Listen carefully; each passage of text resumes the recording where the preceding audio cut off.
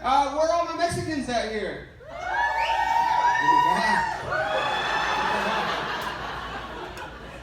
How did that happen? Where's all my black people at? Couple made their way to the front, okay. Asians? I got one. Okay.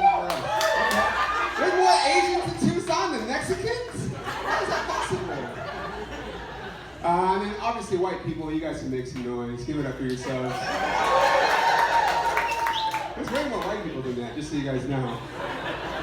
Guys, this is my first time in Tucson, man. I'm from LA. I'm born and raised there. I'm happy to be here.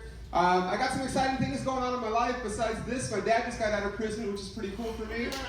No, don't clap, don't clap. My dad went to prison for selling meth, guys. He went to prison for selling meth.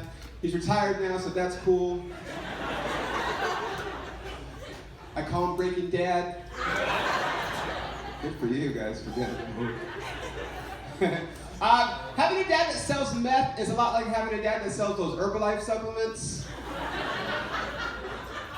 It's very similar, except the stuff that my dad sold actually works.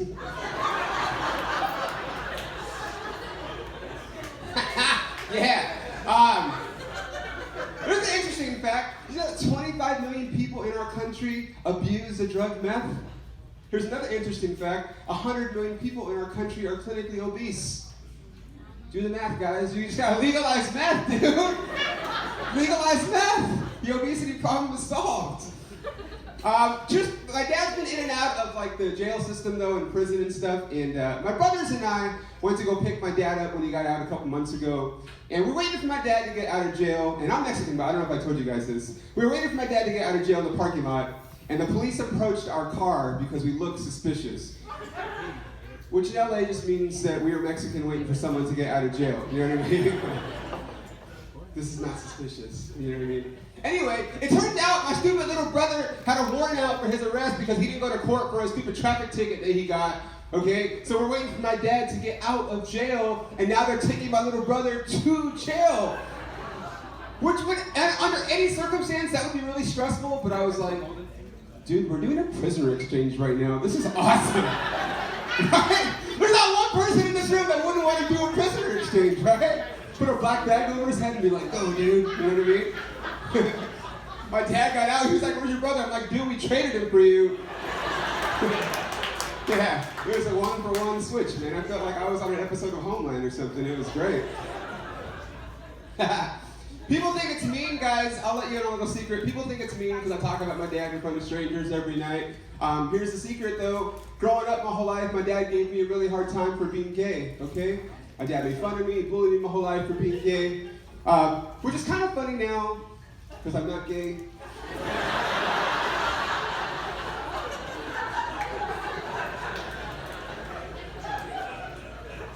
You guys are assholes for laughing at that.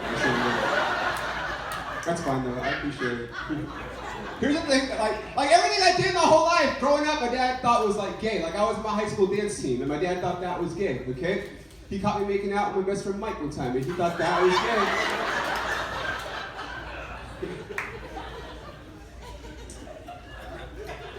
I'm just kidding, he didn't catch us, but... So whenever I would visit my dad in prison, right, because I'm a good son, I would be like, hey dad, who's gay now, bitch?